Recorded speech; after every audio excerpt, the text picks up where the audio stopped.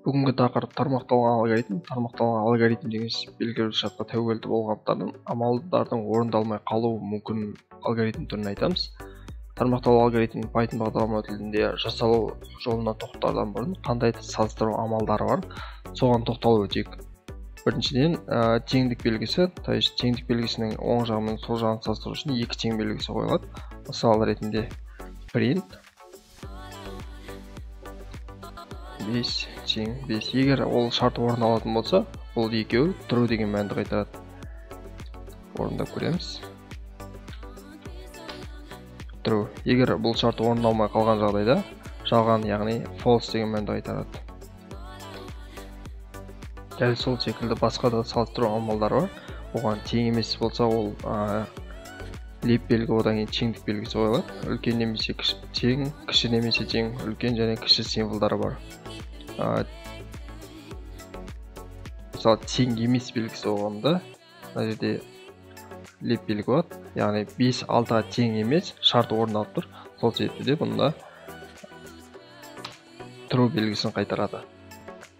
Тармақталу алгоритмі қалай жасалады? Бірінші біз бір санды енгізейік, есеп шығарып қойып.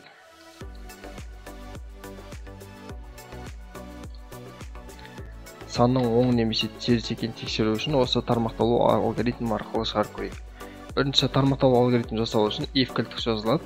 Кілттік сөзден кейін шарт жазылады. Егер біз енгізген сан 0-ден үлкен болса, онда экранға оң сан деп шығарамыз.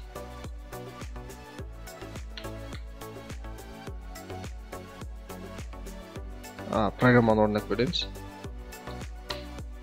Number 5. Экран оң сан деп шықты.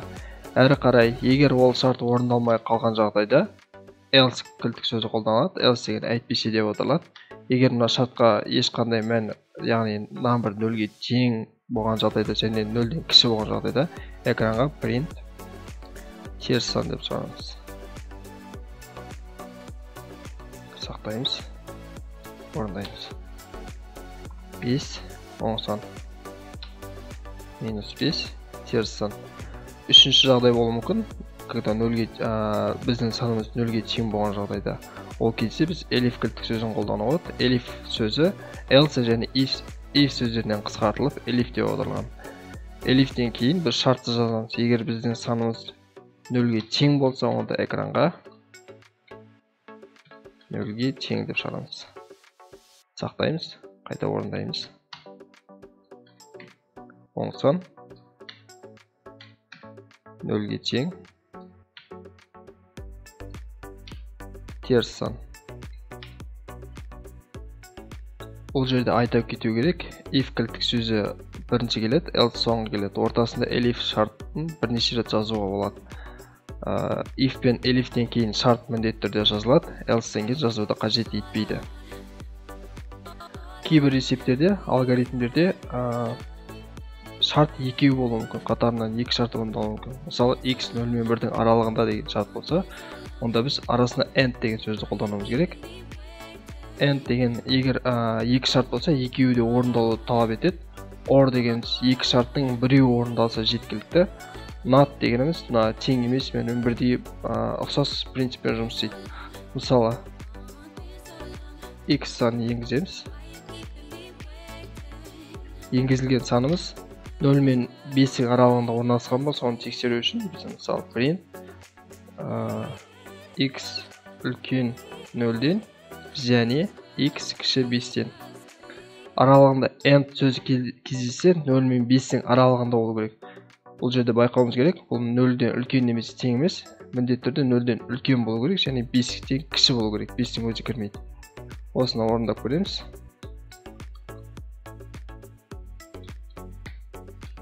Екі шарт орындалады, сол себепті экранға true деп шығады. Or кілттік сөзіне мысал келтірейік. Мысалы, name тең input.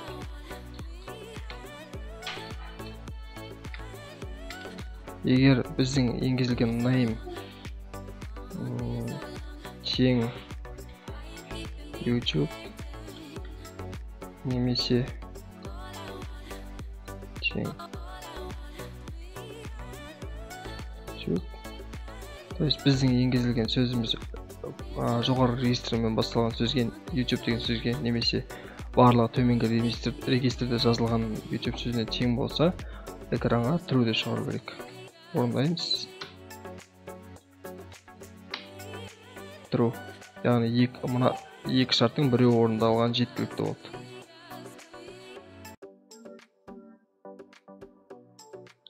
Тақырыпқа сәйкес осы екі есеп шығарып көрейік. Бірінші есеп көлік жылдамдығы V берілген. Егер көлік жылдамдығы 20 км/сағат жылдамдықтан төмен болса, терминалға сәйкесінше жай жылдамдық деп шығару керек. Егер ол 20 және 60 км/сағат жылдамдығы аралығында болса, терминалға орташа жылдамдық деп шығару керек. Егер жылдамдығы 60 км/сағат жылдамдықтан жоғары болса, онда терминалға сәйкесінше жоғары жылдамдық деп шығару керек. Бізде бұнда айнымалы берілген, V айнымалысын енгіземіз.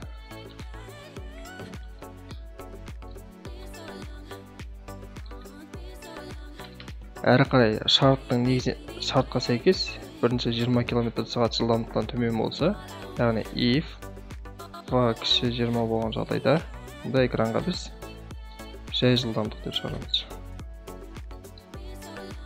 Әрі қарай егер ол жылдамдық 20 мен 60-тың аралығында болса, яғни V үлкен 20 және үлкен немесе тең деп алайық, және V кіші немесе тең 60-тың аралығы болса, экранға орташа жылдамдық. Әйтпесе, яғни соңғы вариант, ол жылдамдық 20-дан кіші болуы мүмкін, 20 мен 60-тың аралығы болуы мүмкін, және 60-тан жоғары болуы мүмкін. Үшінші шартты жазбай, автоматты else деп жазып кетуге болады. Одан басқа шарт қалмақ. Print жоғары жылдамдық. Жобаны сақтаймыз, орындаймыз. 15 жай жылдамдық. 40 орташа жылдамдық. 100 жоғары жылдамдық.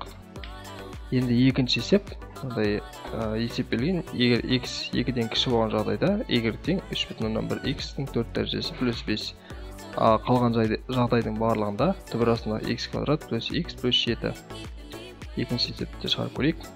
Ол үшін жаңа файл ашайық.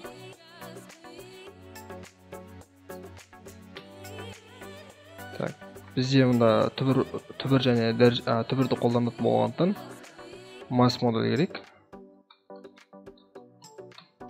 Әрі қарай біз x енгіземіз.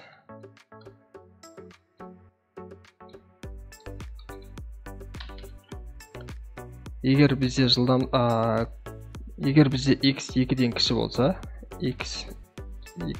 болса, онда біз y тең 3,1 x, білесіздер, бөлшек сандардың арасында нүкте қойылады. X-дің 4 дәрежесі плюс 5. Қалған жағдайдың барлығында, яғни 2-ге тең болса және одан жоғары болса, y тең түбір астындағы s квадраты x квадрат плюс x плюс 7. X квадрат плюс x плюс 7. Экранға y шығарамыз.